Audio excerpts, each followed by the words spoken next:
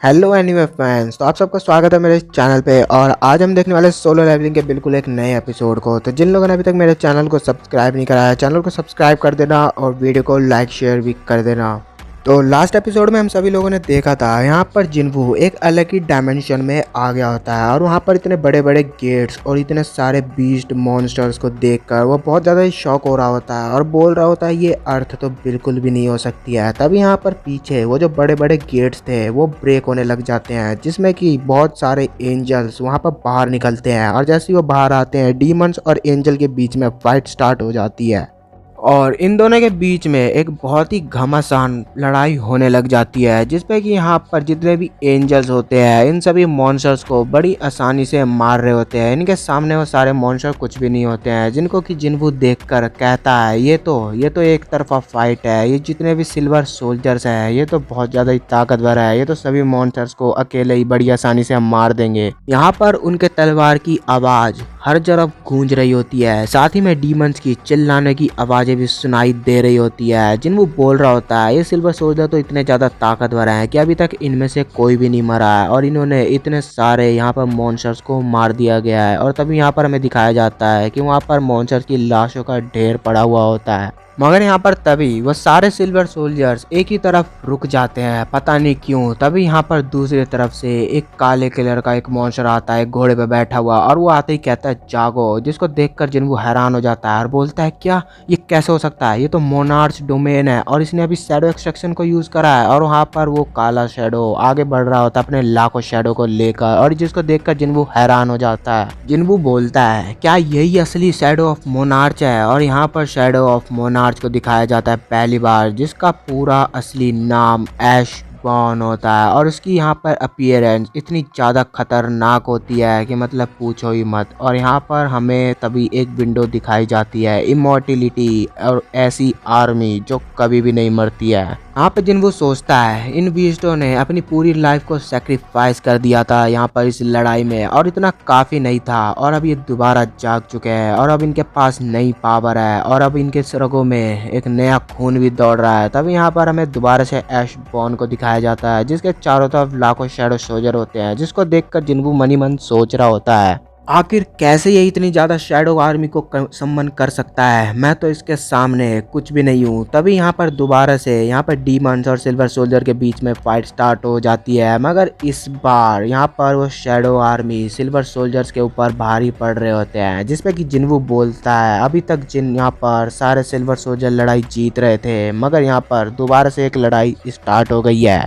ये सब बस एक बंदे के आने से हुआ है और वो बंदा यहाँ पर आया और उसने पूरी फाइट को ही बदल कर रख दिया है। तभी यहाँ पर हमें दोबारा से ऐश बॉर्न को दिखाया जाता है, जो कि यहाँ पर अपनी बड़ी सी तलवार के साथ बहुत सारे एंजलों को बड़ी आसानी से मार रहा होता है और वो सारे एंजल उसके सामने वहाँ पर कुछ भी नहीं होते हैं। तभी यहाँ पर ऐश बॉर्न यहाँ पर वो अपने कमांडर अथॉरिटी का यूज़ करता है, जिसमें कि जिन्वू बोलता है क्या एक कमांडर अथॉरिटी। और यहाँ पर हमें बताया जाता है ऐश बॉर्न जहाँ से भी गुजर रहा होता है मौत उसके पीछे से आ रही होती है, चारों तरफ बस डिस्ट्रक्शन ही होता है और वो इस लड़ाई को लगभग जीत चुका होता है जब तक कि वहाँ से दूसरे लोग नहीं आए होते हैं। तभी यहाँ से हमें टेंजिन के बाहर का सीन दिखाया जाता है। वैसे तो ये सभी हंटर टेंजिन के अंदर होते हैं, मगर डबल लेयर टेंजिन के बाहर होते हैं और वो लोग गेट पे खड़े होते हैं, जिसपे कि चोय चोंग सभी से बोलता है तुम्हें पक्का विश्वास है ना मिस्टर वू कि यहाँ सांग जिन्वू अंदर है। मेरे को अंदर से बहुत ही ज़्यादा खतरनाक माना एनर्जी फील हो रही है, जिसपे कि चाहन बोलती है ये माना एनर्जी जिन्वू की नहीं है तो आखिर ये खतरनाक माना है किसकी फिर। और यहाँ पे मिस्टर वू मनी मन में सोच रहे होते हैं मुझे एक बार सांग जिन्वू ने बताया था कि उसने उस टेंजिन को अभी तक क्लियर नहीं करा था, तो आखिर वो यहाँ पर दोबारा क्यों आया है, आखिर तुम क्यों आए हो यहाँ पर जिन्वू। तभी यहाँ पर उसका गेट खुल जाता है और वो सभी लोग जैसे ही अंदर जाते हैं चोय चोंग बहुत ज़्यादा ही हैरान हो जाते हैं और बहुत बुरी तरीके से चिल्लाने लगते हैं, कहते हैं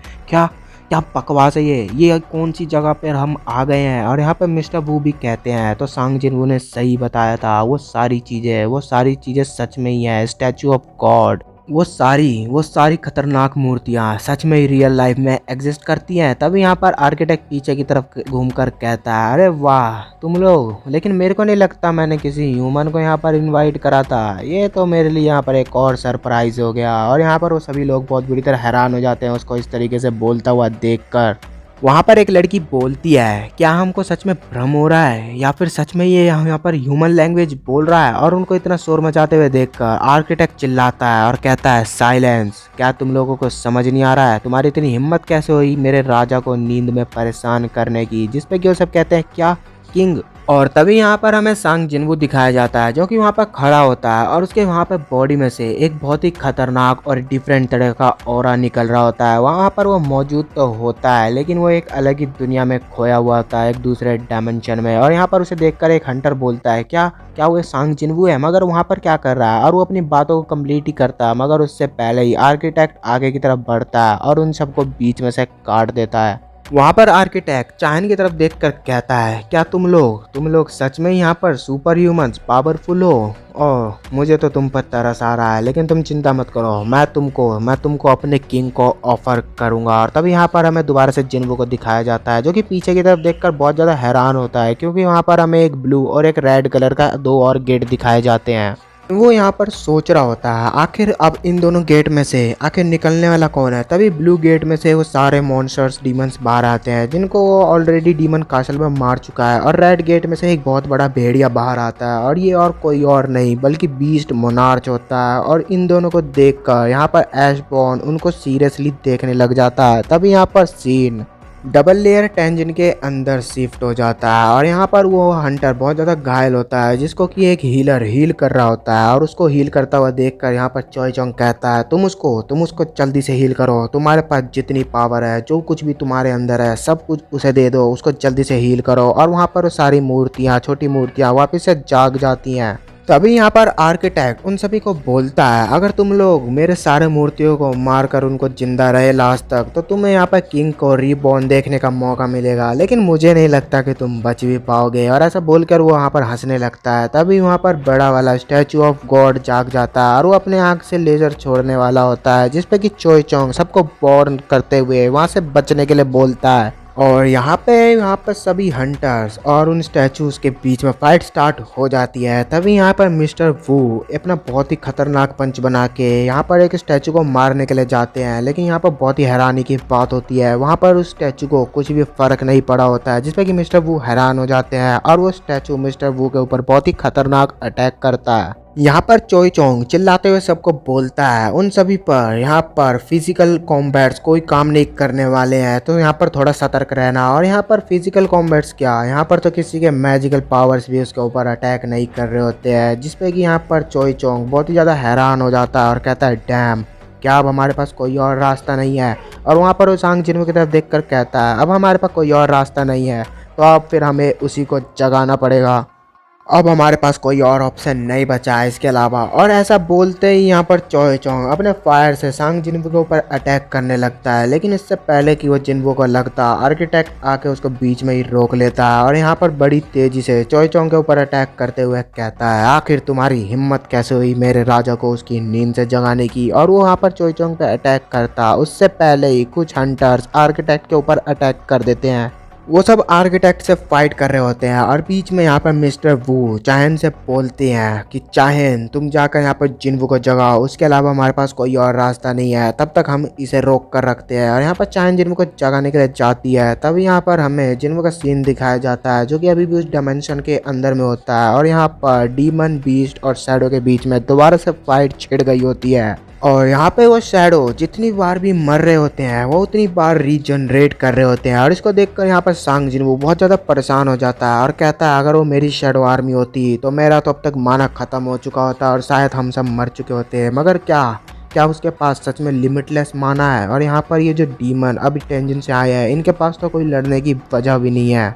साथ ही में यहाँ पे सोच रहा होता है, ये सारे डीमन ये तो सिल्वर सोल्जर्स को मारने के लिए आए थे और यहाँ पर ऐशबॉर्न आखिर वो है किसकी साइड? ना फिर वो रूलर की साइड है, ना फिर वो डीमन की साइड है, तो आखिर वो फाइट किसके लिए कर रहा है? तभी यहाँ पर हमें बताया जाता है कि यहाँ पर ऐशबॉर्न का घोड़ा वहाँ पर मर चुका है। तभी यहाँ पर हमें दूसरा सीन दिखाया जाता है, यहाँ पर चारों तरफ बस लाशें बिखरी हुई होती है उन सभी डीमंस की जो कि अभी अभी उस नीले वहाँ गेट से बाहर निकले होते हैं। और यहाँ पर ऐशबॉर्न के सामने उसका लीडर लेटा पड़ा होता है और यहाँ पर ऐशबॉर्न के सामने जाकर कहता है, हमारे पास मौका था, हम आज इस फाइट को ख़त्म कर सकते थे, तो फिर तुमने मुझे धोखा क्यों दिया?